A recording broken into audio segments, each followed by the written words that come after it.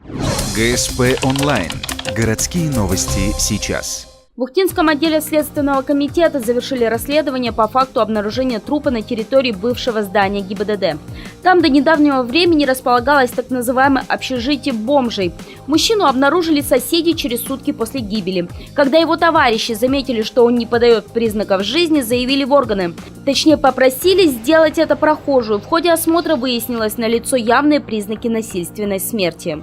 У него было не менее 9 ножевых ранений.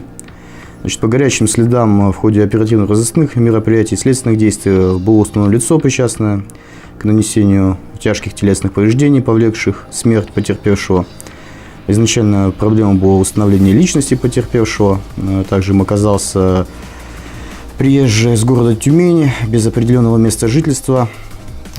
Установили его по отпечаткам пальцев рук по базе дактилоскопической информации. Оказалось, что к смерти причастен друг мужчины, с которым пострадавший проживал совместно. Местный житель 54 лет признался в совершенном. Причиной для ссоры стали рассказы о службе в горячих точках погибшего, после чего он якобы набросился на товарища с обломком кирпича. Изначально обвиняемый ссылался на самозащиту, но следствие доказало – это нанесение тяжких телесных повреждений, повлекших смерть пострадавшего. Санкции данной статьи предусматривают до 15 лет лишения свободы.